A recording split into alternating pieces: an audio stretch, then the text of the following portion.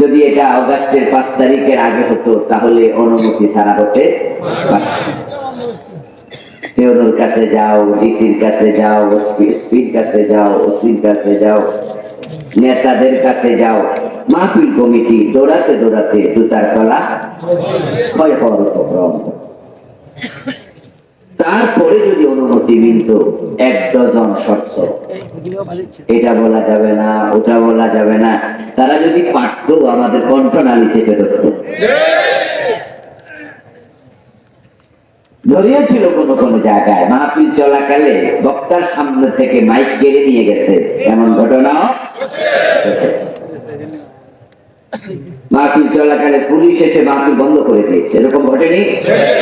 এরকম ঘটেছে। মুনাজাত করতে চেয়েছে বক্তা, মুনাজাত করতে দেয়নি।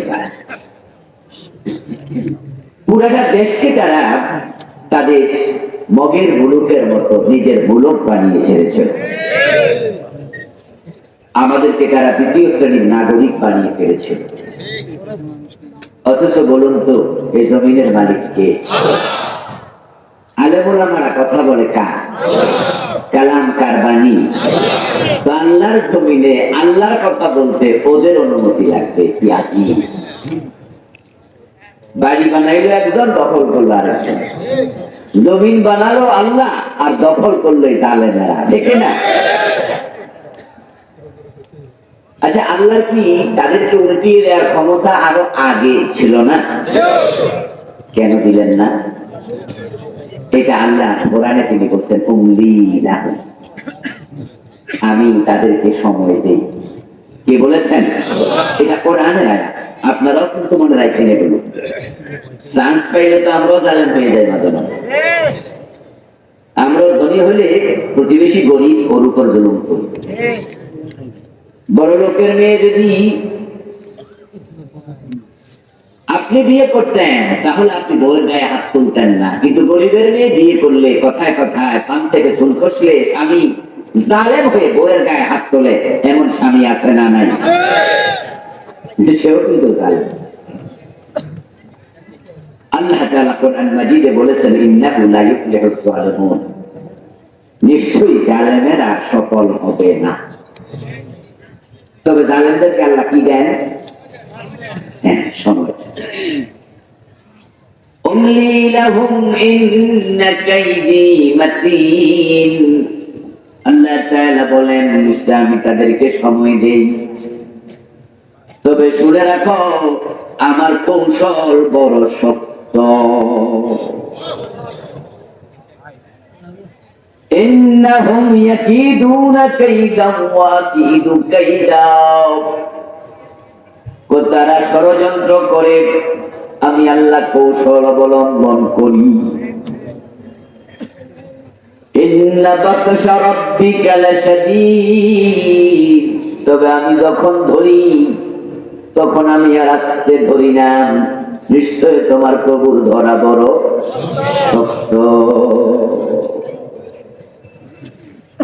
আগস্টের 5 তারিখে এই আয়াতগুলোর বাস্তবতা আমরা চোখে দেখেছি, ঠিক না? আগে শুনেছি আল্লাহ ফেরাউনকে পানি ডুবাইছে,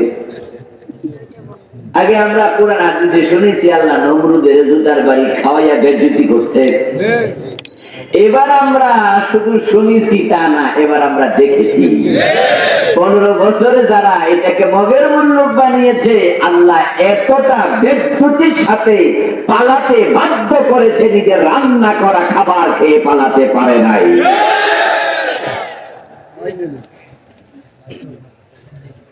রান্নকে আর খাইল কেনা খাইছে? আপনারা মোবাইলে দেখেন নাই? খোলা পানি দেখাইছে, বড় বড় মাছ এনে ফ্রিজে রাখছিল, পরে বাবলি কান্দে লইয়া ছেড়ে দিতে ওই যে আমি নিতে আছি, আল্লাহ হাফেজ।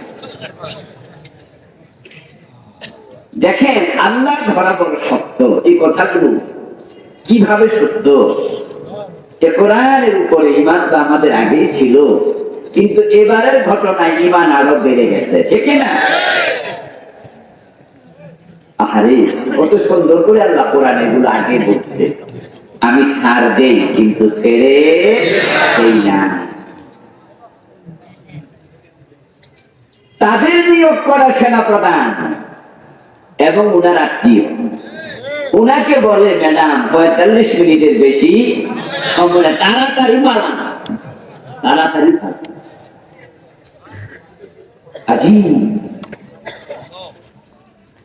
এই 15 বছর ধরে যাদেরকে উনি টাকা দিলেন, পয়সা দিলেন, খাওয়ালেন, উনার প্রিয় নাকি 400 কোটি টাকার মালিক হয়েছে, ঠিক না? যারা খাইয়া পেট পড়া করলো, পড়ানোর সময় ওনার সঙ্গী কেউ হতে রাজি না।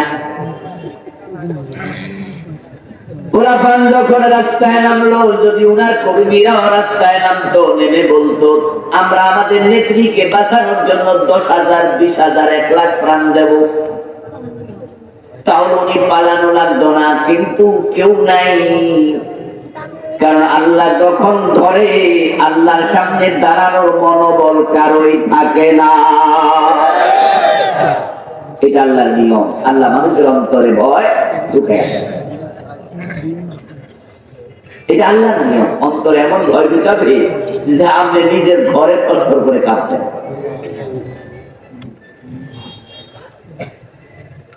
আমার প্রিয় ভাইয়ের, আলহামদুলিল্লাহ 5 তারিখের পর থেকে আমরা ভালো আছি। আমরা এখন আর অ্যারেস্ট হওয়ার ভয় আমাদের অন্তরে নাই, ঠিক না? এই 5 আগস্টের পরে চলে গেল 3 মাসের কম বেশি। এই এত মাসের ভিতরে কোন আলেম কি অ্যারেস্ট হয়েছে? আলহামদুলিল্লাহ, আলেমরা এখন ভালো আছে। আর এর আগে প্রতিদিন কোথাও না কোথাও আলেম অ্যারেস্ট হতো। আদালতের কাঠগড়া গিয়ে দাঁড়ায় থাকা লাগতো। এই দেশের ইসলামপন্থীরা 15টা বছর বড় মাজলুম ছিল। আল্লাহ তাআলা বলেন কোরআনে, তিলকাল আইয়ামু নুদাবিলুহা বাইনান নাস, আমি মানুষের মাঝে দিন আবর্তিত করছি, আমি দিন ঘুরাই। আজকে আপনি ছেলে, কালকে কিন্তু বাবা হবেন। আজকে নারী কাঁচা, কালকে কিন্তু পা ধরবে। মানুষ বলে এক মাগে, সূর্যের তেজও সারাদিন থাকে না। সূর্য যৌবন হারিয়ে বিকাল বেলায় আলোহীন হয়ে ডুবা লাগে। বাঘেরও যৌবন থাকে না চিরদিন। 30-32 বছর পরে বাঘ বুড়া হয়ে মরে যায়। সুতরাং ক্ষমতা পেয়ে, অর্থ পেয়ে, দুনিয়া পেয়ে আল্লাহকে ভুলে যেও না। তিনি যদি রেগে যান, বাঁচানোর সাহস সামর্থ্য কারোই থাকে না। যে আল্লাহ তাআলা আমাদেরকে সুদিন দিলেন, এখন আমরা আল্লাহর কোরআনের কথা বুক করিয়ে নির্দ্বিধায়, নিঃসংকোচে, নিশ্চিন্তে বলার সুযোগ পেয়েছি। যেমনই যে ব্যবস্থা করে দিলেন, আসুন আমরা আলোচনা শুরুতে তাকে শুকরিয়া জানাই, কৃতজ্ঞতা জানাই, ধন্যবাদ জানাই। সবাই মিলে একবার জোরে জোরে কালিমাতুশ শুকর করি, আলহামদুলিল্লাহ। প্রিয় দিনী ভাইরা, আমি আপনাদের সম্মুখে পবিত্র কোরআন মাজিদ থেকে সূরাতুল আহজাবের 46 এবং 45 এবং 46 দুটি আয়াতে কারিমা তিলাওয়াত করেছি। প্রিয় নবীজি মুহাম্মদ সাল্লাল্লাহু আলাইহি ওয়াসাল্লামের পবিত্র মুখোচ্চারিত আমি একখানা ছোট্ট হাদিসে নববী পাঠ করেছি। আল্লাহ তাআলা তৌফিক দান করলে এখান থেকে কিছু কথা বলবো ইনশাআল্লাহ। আমরা বড় সৌভাগ্যবান যে আমরা নবী মুহাম্মদ সাল্লাল্লাহু আলাইহি ওয়াসাল্লামের মতো একজন নবী পেয়েছি, যার সুবাদে আমরা হয়ে গেলাম সর্বশ্রেষ্ঠ উম্মত।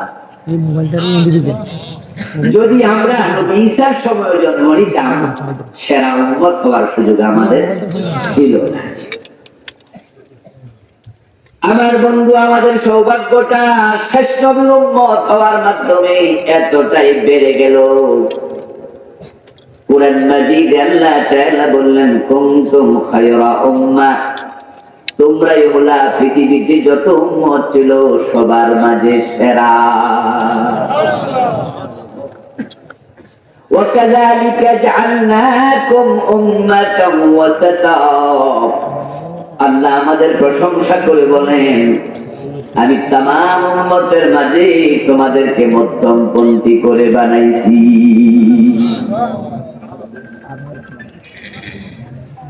রাসূলুল্লাহ সাল্লাল্লাহু আলাইহি ওয়াসাল্লামের উম্মত হওয়ার সুবাদে সব নবীর আগে উম্মতে মুহাম্মাদি জান্নাতে ঢুকবে। রাসূলুল্লাহর উম্মত হওয়ার সুবাদে সব নবীর আগে উম্মতের আগে উম্মতে মুহাম্মাদি ফুলসিরাত পার হবে। আল্লাহর হাবিব বলছেন আনা আউয়ালু মান ইউহাররিকু হালাকাল জান্নাহ, আমি প্রথম ব্যক্তি সব মানুষের আগে আমি জান্নাতের দরজায় গিয়ে করাঘাত করব, নাড়া দেব। আমি যখন জান্নাতের দরজা ধরে নাড়া দেব, ভিতর থেকে তখন তার রক্ষী ফেরেশতা প্রশ্ন করবে মান আনতা, কে আপনি? ফাকুলু মুহাম্মদ, আমি আমার পরিচয় দিয়ে বলবো আমি মুহাম্মাদুর রাসূলুল্লাহ। এই পরিচয় দেওয়ার সাথে সাথে তার রক্ষী জান্নাতের দরজা খুলে দেবে। সুবহানাল্লাহ। ফায়াকুলু বিকা উমিরতু আল্লাহ তাআলি আহাদিন ক্বাবলাক, তারপরে জান্নাতের দ্বার রক্ষী ফেরেশতা এবার বলবে আমি আদিষ্ট হয়েছিলাম আপনার পূর্বে যেন কারোর জন্য জান্নাতের দরজা না খুলি। আপনার পরিচয় পেয়ে আমি জান্নাতের দরজা খুলেছি, নচেৎ খুলতাম না, খোলা নিষেধ ছিল। আমাকে বলা হয়েছে নবী মুহাম্মদ আসলে খুলবা, এর আগে খুলবা না কারোর জন্য। প্রিয় নবীজি এবার বলছেন ফাদখুলুল জান্নাহ ওয়া মাই ফুকারাউল মুসলিমিন, এবার আমি জান্নাতে পা রাখবো, আমার সাথে আমার গরিব উম্মত গুলাও ঢুকবে।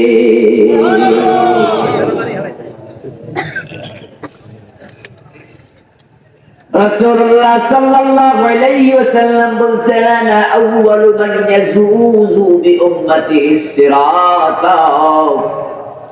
আমি হলাম প্রথম ব্যক্তি, আমি প্রথম নবী যে উম্মত নিয়ে সব নবীর আগে ফুলসিরাত পার হয়ে যাবে। আমরা জানি যে হাসরের ময়দানে ফুলসিরাত হচ্ছে সবচেয়ে বিপদের জায়গা। হাসরের ময়দানে বিপদের জায়গা অনেকগুলো আছে, তার মাঝে ফুলসিরাত হলো সবচেয়ে সেনসিটিভ, এর চেয়ে বিপদ ঘন পরিবেশ আর। এবং এই ফুলসিরাত পার হওয়া ব্যতীত কোনো মানুষ জান্নাতে যেতে পারবে না। ওই ফুলসিরাতটাকে জাহান্নামের পিঠের উপরে স্থাপন করা হবে এবং সেটা হবে চুলের চেয়ে চিকন, সেটা হবে তলোয়ারের চেয়ে ধারালো। কার মোবাইল হবে এটা করুন, এই যে এই উপরে লাগাই আছে এখন নিচে না মোবাইল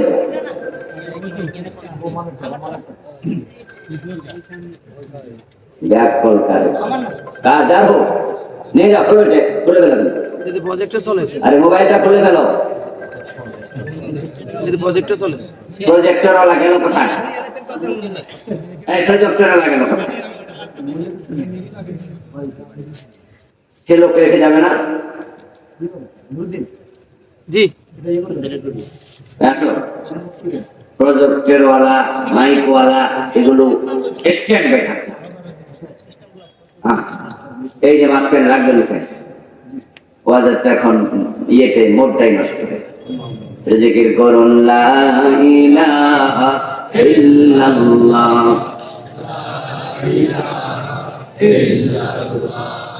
লা ইলাহা ইল্লাল্লাহ মুহাম্মাদুর রাসূলুল্লাহ।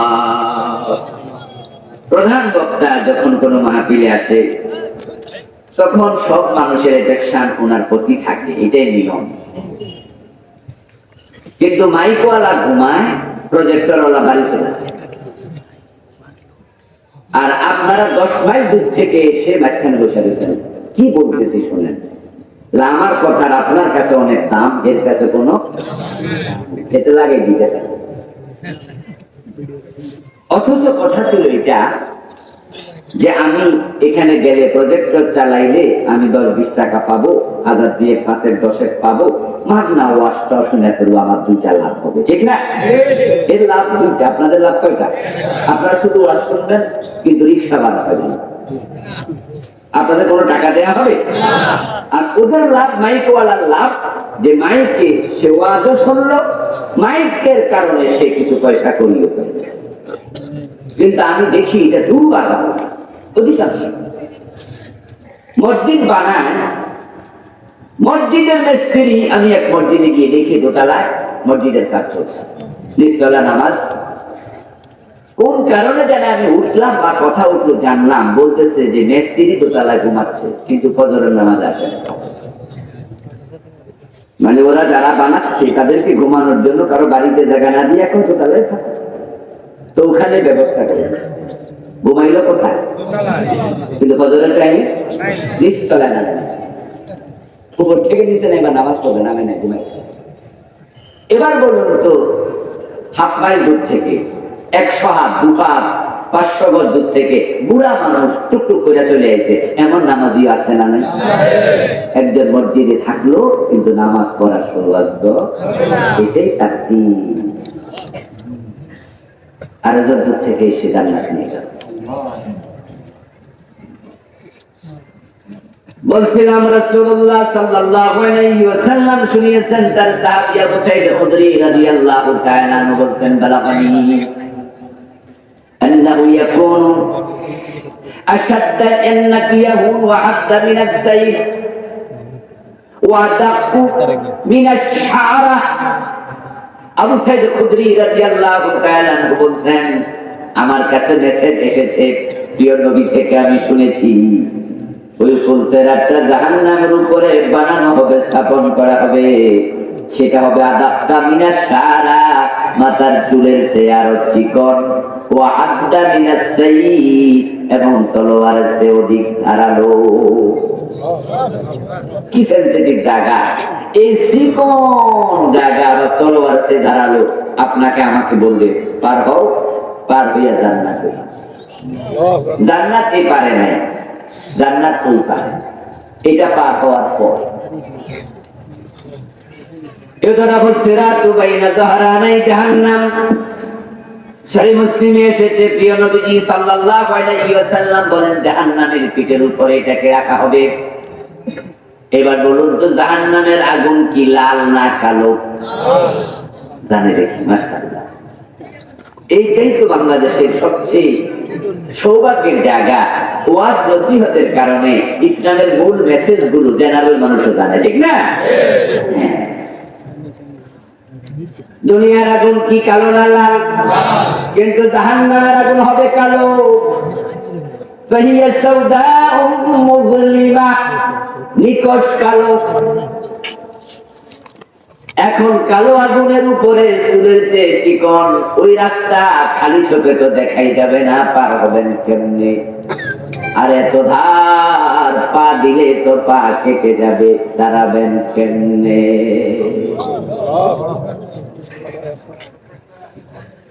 কোরআনে আল্লাহ বলেন, ওয়া ইন মিনকুম ইল্লা ওয়ারিদুহা ওয়া কানা আলা রাব্বিকা হাতমান মাকদিয়া। একজন মানুষও বাদ নাই যাকে সেটা পার না হয়ে বাঁচবে, যেটা পার না হইয়া ছুটি পাবে, একজনও বাদ নাই। নবী, রাসূল, উম্মত সবাইকে এটা পার হয়ে জান্নাতে যেতে হবে। পার না হইয়া কারো মুক্তি নাই। কান আলা রাব্বিকা হাতমান মাকদিয়া, এটা তোমার রবের চূড়ান্ত সিদ্ধান্ত। সুবহানাল্লাহ পড়েন না ভাইরা? আল্লাহর কথার স্টাইল দেখছেন, যেটা আমার চূড়ান্ত সিদ্ধান্ত। আচ্ছা, আল্লাহর সিদ্ধান্তের বাইরে যাওয়া যাবে না? কেউ বাদ না, ওই মিনকুম ইল্লা ওয়ারিদুহা, একজন বাদ, সবাইকে পারবো। এখন কেমনে পার হবে? আল্লাহ বলছে, এবার শোনো, সুম্মা নুনাজ্জিল্লাযীনা তাকাউ যারা মুত্তাকি ভালো মানুষ তাদেরকে আমি আল্লাহ নিজে পার করাবো। নুনাজ্জি, আমি মুক্তি দেব, আমি পার করাবো। এর মানে হলো আসলে আমাদের পার হওয়ার কোন সামর্থ্য কেন? চোখে একটু দেখা যাবে, এত শিকন, আবার কালো আগুন, আবার এটা কেমনি কি আমি বুঝিও না যে কেন। এই জন্য আল্লাহ বলে না, দায়িত্বটা তোমাদের হাতে ছাড়বো না, নুনাজ্জি, আমি মুক্তি। তবে কাদেরকে? যারা মুত্তাকি, যারা নামাজি, যারা রোজাওয়ালা, যারা ভালো মানুষ, যারা ঈমানওয়ালা। সুবহানাল্লাহ। তাহলে মুক্তি পেতে হলে কি রাখবে? তাকওয়া, তাকওয়া, তাকওয়া। وَنَذَرُ الظَّالِمِينَ فِيهَا جِثِيًّا। এবার আয়াতের শেষে বলতেছেন যারা জালেম, যারা মুশরিক, যারা কাফের, যারা বেনামাজি, খারাপ মানুষ, তাদেরকে আমি সেটা পার হতে দেব না। তাদের কত মুখে পতিত করে নিচে জাহান্নাম আছে, জাহান্নামে ফেলে দেব। নাউযুবিল্লাহ। প্রিয় নবীজি সাল্লাল্লাহু আলাইহি ওয়াসাল্লাম বলেন, আমার উম্মত যারা, তাদেরকে আমি সাথে নিয়ে যাব। রাসূলুল্লাহর সাথে থাকার কারণে অনেক কিছু সহজ হয়ে যাবে, অনেক কিছু সহজ হয়ে যাবে। বিয়ের দিন চুলার সাথে যারা যায় তাদেরকে কি বলে? বরযাত্রী।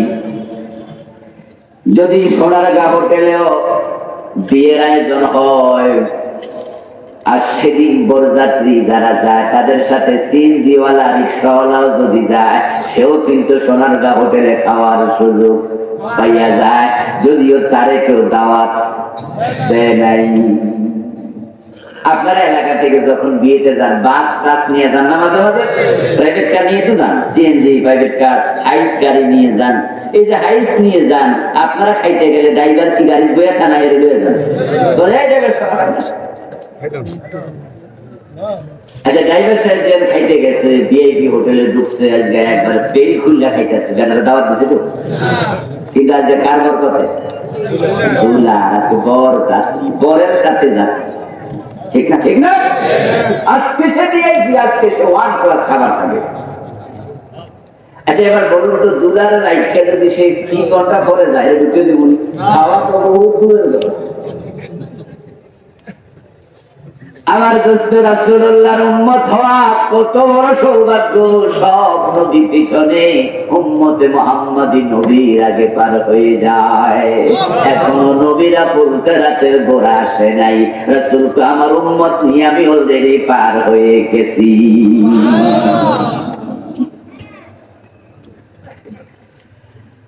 ও প্রিয় ভাইরা, পুলসিরাত পার হলেই তো জান্নাত। এজন্য যে পুলসিরাত পার হবে আগে, সে জান্নাতেও ঢুকবে আগে। রাসূলুল্লাহ সাল্লাল্লাহু আলাইহি ওয়াসাল্লাম আল্লাহ তাআলা বলেন, ওয়া তারাল মুমিনিনা ওয়াল মুমিনাতি ইয়াসআ নূরুহুম বাইনা আইদিহিম ওয়া বিআইমানিহিম বুশরাকুমুল ইয়াওম। সুবহানাল্লাহ। ইয়াওমা তারাল মুমিনিনা ওয়াল মুমিনাত। ও প্রিয় নবীজি, পুলসিরাতের গোড়ায় যখন আপনি দাঁড়াবেন, আপনি তখন দেখবেন আপনার উম্মত যখন আপনার সাথে যাবে, যাদের ঈমান আছে, ঈমানওয়ালা নারী পুরুষ, তারা পুলসিরাতের কাছে যাওয়ার সাথে সাথে আমি আল্লাহ তাদের ডান পাশ থেকে, বুকের দিক থেকে ঈমানের নূর জ্বালাইয়া দেব। কোরআনের আয়াত, কোরআনের আয়াত। ইয়াউমা, সেদিন তারা, আপনি দেখবেন, আল মুমিনিন, মুমিন পুরুষ, ওয়াল মুমিনাত, মুমিন নারী, ইয়াসআ নূরুহুম, তাদের ঈমানের নূর জ্বলবে। সুবহানাল্লাহ। জ্বালায় দেবে কে? আল্লাহ। তখন আপনি দেখতে পাবেন, এই তো পুলসিরাত দেখা যায়, তারপরে আপনারা আমলের আলোকে পার হবেন। রাসূলুল্লাহ সাল্লাল্লাহু আলাইহি ওয়াসাল্লাম বলেছেন, আমার উম্মতেরা সে পুলসিরাত পার হবে কেউ বিদ্যুতের গতিতে, কেউ বাতাসের গতিতে, কেউ দ্রুতগামী ঘোড়ার গতিতে, এক একজন এক এক গতিতে পার হবে, কেউ হেঁটে হেঁটে পার হবে, সর্বশেষ হামাগুড়ি দিয়ে পার হবে। যে আমল কম, ইমান আছে সামান্য, তার ইমানের আলো একবার জ্বলবে আরেকবার নিভবে, সে নিতম্বের উপরে ভর দিয়া ক্রলিং করে করে পার হতে পারবে। যার ইমান নাই, পুলসেরাত পার হওয়ার কোন সুযোগ নাই। ইমান ছাড়া একজন পার হতে পারবে না। ইব্রাহিম আলাইহিস সালামের বাবা আজব পড়ে যাবে নিচে, পুলসেরাতের নিচে কি এই ওয়াজ কিন্তু বাড়িতে নিয়ে বলেন বলেন, পুলসেরাতের নিচে কি? পুলসেরাত কিসের উপস্থাপন করা হবে? হ্যাঁ, এখানে নিচে পড়া মানে দুদক করে। ইব্রাহিম আলাইহিস সালামের বাবা আজর পার হতে পারবে না, ইমান নাই। নূহ আলাইহিস সালামের ছেলে কেনান পার হতে পারবে না, ইমান নাই। নবী মুহাম্মদ সাল্লাল্লাহু আলাইহি সাল্লামের আপন চাচা আবু তালেব পার হতে পারবে না, ঈমান নাই। লূত নবীর বউ পার হতে পারবে না, ঈমান নাই। নবীর বউ ধরা খেয়েছে, নবীর স্ত্রী, নবীর বাবা, নবীর ছেলে, হ্যাঁ নবীর চাচা। আমরা তো আওলাদের রাসূল শুনলে পায়ে চুমু খাবো, তাড়াতাড়ি দৌড় মারো। আওলাদের রাসূল বলে জান্নাত পাওয়া গেলে কেনান কি আওলাদের রাসূল না? আরে কেনান কার ছেলে? কার ছেলে? আওলাদ মানে কি? ওয়ালাদ মানে ছেলে, বংশধর, আওলাদ বহু বচন। আওলাদ রাসূল মানে রাসূলের বংশধর। তো কেনান তো ডাইরেক্ট খোলা বংশধর না? আর বেলাল কি রাসূলের বংশধর ছিল? আমাদের দেশের মানুষের আবেগ বেশি, বিবেক কম। আবেগে খেলা কত সুখে গোফাইছি আওলাদ। পাকিস্তান থেকে আসে আওলাদের রাসূল নাম দিয়া বাংলাদেশে বেদাতের এত প্রচলন করছে। শুধু বেদাত না, পাকিস্তানের এক পীর আছে যে বাংলাদেশে শিরক ছড়াচ্ছে। ঈদে মিলাদুন নবী একটা আছে না বাংলাদেশে, এইটা আমদানি করছে বাংলাদেশ। এর আগে দেশের মানুষ জানতো আরো কত বেদাত।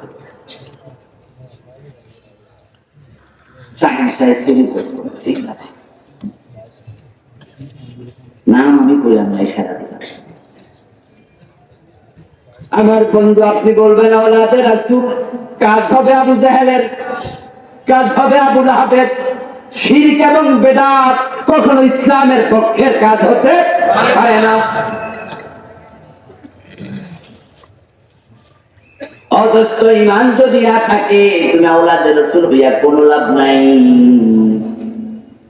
আর ঈমান যদি থাকে, হাফসার বেলালও নবী মুহাম্মাদের আগে আগে জান্নাতে ঢুকবে।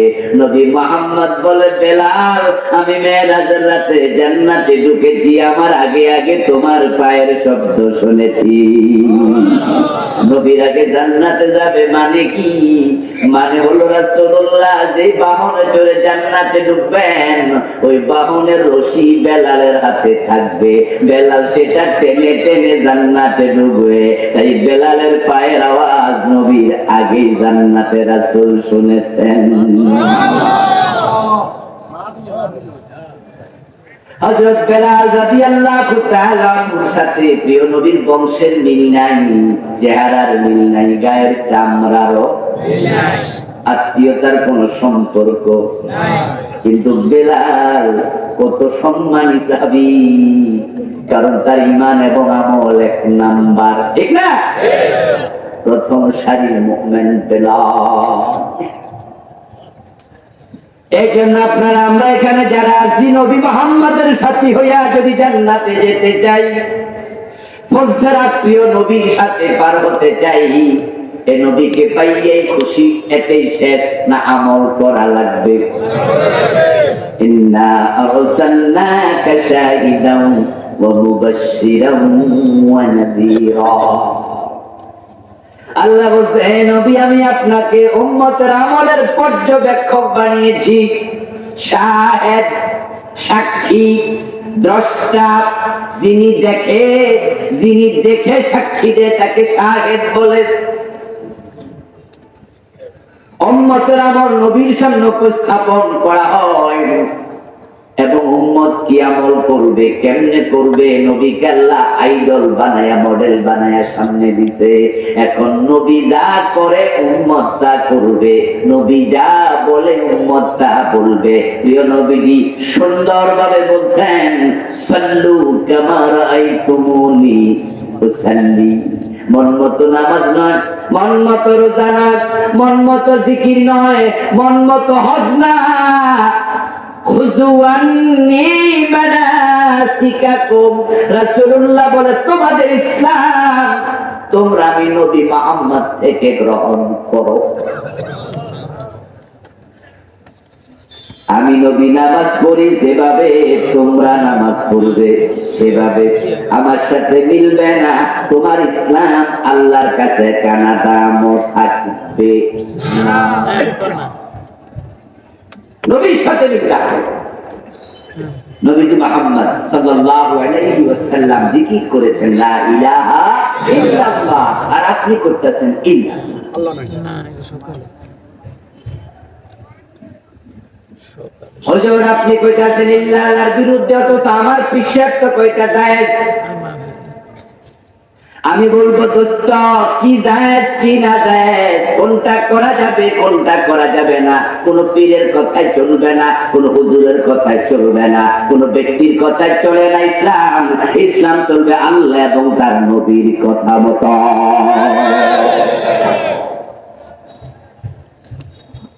আল্লাহর হাবিব বলছেন খুজুয়ান্নি মানাসিকাকুম, তোমাদের ইসলাম তোমাদের মানাসিক বিধান বলে আমার থেকে নাও। আমি যা করছি যেমনে করছি সেভাবে করো, তা করো, এর বাইরে যেও না। ফারুক আযম ওমর রাদিয়াল্লাহু তাআলা আনহুর সাহাবীর পিছনে এক ওয়াক্ত নামাজ পড়লেন। জাহেরি কেরাত ছিল, হতে পারে সেটা মাগরিবের শাহ অথবা অন্য ফজর। সিররি কেরাত নয়, জাহেরি কেরাত। ওই সাহাবী নামাজ শেষ করলেন, হযরত ওমর গিয়ে তাকে ঝাপটাইয়া ধরলেন, বললেন এই মিয়া তুমি যে সূরা তেলাওয়াত করছো এই সূরা তো ভুলে ভরা, এত ভুল সহ নামাজ কেন পড়লাম? ওই সাহাবী জবাব দিলেন না না আমি রাসূল থেকে এইভাবে শিখেছি। হযরত ওমর রেগে গেছেন, বলো কি? আল্লাহর নবী নিজেই সূরা আমার মুখস্থ করাইছে, অথচ তোমার তো যেই তেলাওয়াত রাসূলের সাথে মিলে নাই। এইজন্য ওমর বলল রাসূলের সাথে যার তেলাওয়াত মিলবে না তাকে আমি ছাড়বো না। গায়ের মাঝে গামছা ছিল, ওই গামছাটাও গলার মাঝে ফেসাইলো, ফেসাইয়া তারপরে শক্ত কইরা ধইরা কয় চলো। রাসূলের সাথে মিলবে না, তোমাকে ছাড়া হবে না। আবার তুমি বলতেছো রাসূল তোমার এমনি শিখাইছে। একবারে গলায় গামছা লাগায় টানতে টানতে রাসূলুল্লাহর সামনে নিয়ে রাখলেন। রাসূল সাল্লাল্লাহু আলাইহি ওয়াসাল্লামের সামনে যাওয়ার পরে আল্লাহর হাবিব বলছে ওমর তাকে তুমি ছাড়ো। তার গলার মাঝে তুমি এভাবে কেন লাগাইছো? হযরত ওমর রাদিয়াল্লাহু তাআলা বলেন ইয়া রাসূলুল্লাহ এই লোক আজকে নামাজের ইমামতি করছে, কিন্তু এমন তেলাওয়াত করছে যেটার সাথে আপনার তেলাওয়াতের মিল নাই। ওই সাহাবী বলে ইয়া রাসূলুল্লাহ ওমর আমার উপর জুলুম করতেছে, আমারে উনি সম্মান দেয় না, দেখেন কেমনে কি করতেছে। রাসূল ওমর গামছা আছে বলো কি হয়েছে বাবা, তুমি পড়ো তো পড়ো তো। ইয়া রাসূলুল্লাহ আপনি যেভাবে আমাকে তেলাওয়াত শিখিয়েছেন আমি তো সেভাবে তেলাওয়াত করেছি। আল্লাহর হাবিব বললেন তেলাওয়াতটা একটু শোনাও দেখি। রাসূলুল্লাহ সাল্লাল্লাহু আলাইহি ওয়াসাল্লামের কাছে ওই সাহাবী তেলাওয়াতটা করে শোনালেন। আল্লাহর হাবিব সাল্লাল্লাহু আলাইহি ওয়াসাল্লাম উনার তেলাওয়াত শুনে আবার বললেন হাকাযা উনজিলা, তুমি যেভাবে তেলাওয়াত করছো এভাবে নাজিল হয়েছে। এবার ওমর কয় শাস্তি ধরা তো আমি না কেন, এইভাবে যদি নাজিল হয় তাহলে বেড়া গালাতে গামছা গায়ে গলায় যে গামছা লাগাইছি গলার মাঝে কামড়া করছি। হযরত ওমর কিছুটা বিব্রত হলেন, ইয়া রাসূলুল্লাহ আপনি আমাকে যেভাবে তেলাওয়াত শিখালেন এভাবে তো মিলে নাই। অথচ আপনি সার্টিফিকেট দিলেন তেলাওয়াত ঠিক আছে। আল্লাহর হাবিব বলল ওমর, তাহলে তুমি কেমনে পড়ছো, তুমি কেমনে শিখছো, তুমি পড়ো দেখি। হযরত ওমর এবার তেলাওয়াত করলেন পুরা সূরা। প্রিয় নবীজি শুনে বললেন আকাযা উনজিলা, এইভাবেও নাযিল হয়েছে। এবার রাসূল বলেন উনজিলাল কুরআনু আলা সাবআতি আহরুফিন, শুধুমাত্র দুই রকম নয়, আমার উপরে কোরআন 7 ভাবে নাযিল হয়েছে।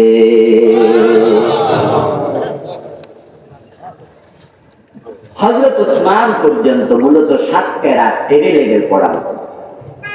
ওই 7 ভাবেই তেলাওয়াত ছিল, রাসূল শিখিয়েছেন বিভিন্ন সাহাবীকে। কিন্তু উসমানের যুগে যখন কোরআন কপি করে, এর আগে কিন্তু কোরআনের কপি এভাবে ছিল না।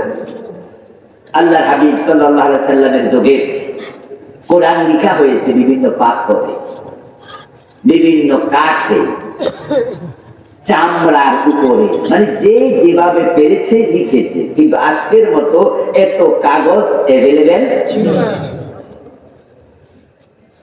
হযরত উসমান যখন খলিফা হলেন, আবু বকরের যুগে সংকলন হয়, কিন্তু উসমানের যুগে আসার পরে উসমান রাদিয়াল্লাহু তাআলা আনহু ওই 7 কেরাতের সবগুলো কেরাত বললেন যে তোমরা আমার রাষ্ট্রীয়ভাবে অর্ডার করলেন, তোমরা আমার দরবারে, আমার রাজ দরবারে সবগুলো লিখিত কপি পাঠাও।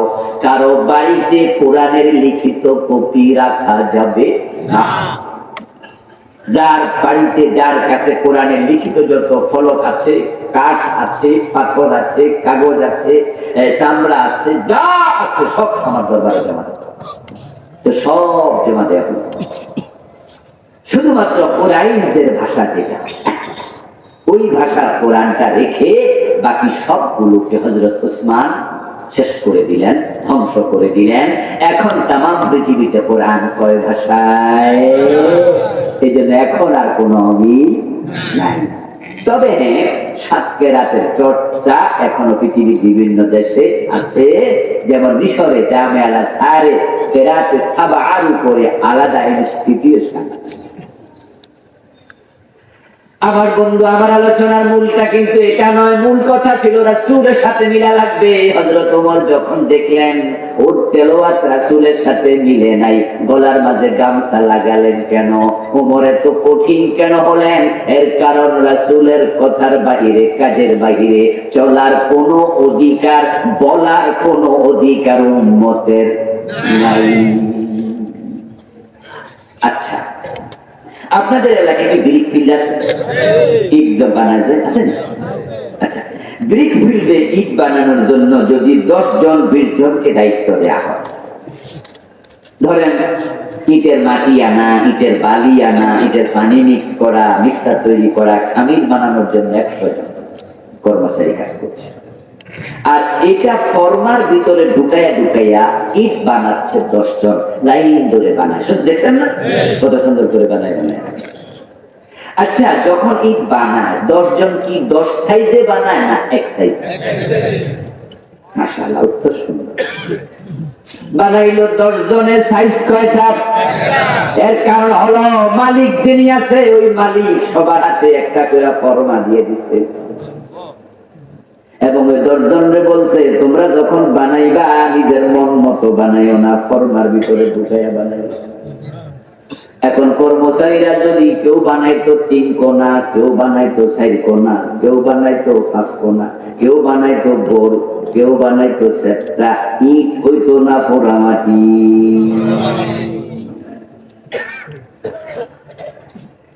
যদি 10 জনে 10 রকম বানায় আগুনের ভিতরে ঢুকাইয়া দিত, আর এগুলা আগুন দিয়ে জ্বালাইতো, এগুলোর নাম ইট হতো না, এগুলো দিয়া বিল্ডিং বানানো যেত না, এগুলো পোড়া মাটি হতো। এই পোড়া মাটি যদি বিভিন্ন জায়গায় ফালাইয়া দেয়, ওই এলাকায় গাছগাছালিও জন্ম নেয় না। এ দিয়ে দেশের ক্ষতি হয়, পরিবেশ নষ্ট হয়। আর যখন ইট সাইজ মতো হয়, তা দিয়ে শহর নগর তৈরি হয়, ঠিক না? এখন রাসূলের ইসলাম আল্লাহ দিছে একরকম, কুল ইন কুনতুম তুহিব্বুনাল্লাহ ফাত্তাবিউনি ইউহিব্বুকুমুল্লাহ। ও প্রিয় নবীজি, আপনি বলুন, তোমরা যদি আল্লাহকে ভালোবাসতে চাও, আল্লাহর ভালোবাসা পেতে চাও, একটা কাজ করো, ফাত্তাবিউনি, আমি নবী মুহাম্মদকে অনুসরণ করো। এখন আপনাদের কাছে আমার কথা, আমার রাসূল ইল্লাল্লাহ জিকির জীবনে একদিন করছে এমন কোন হাদিস নাই। তা আপনি এটা কেন করেন? যদি আপনি আমার কথা শোনার পরে বলেন যে পীর সাহেব হুজুর কইছে, তাহলে আপনার কাছে রাসূলের দাম বেশি হলো না পীর সাহেবের? আর যে রাসূলের উপরে পীরকে দাম দেয় তাকে মুমিন বলি কেমনে?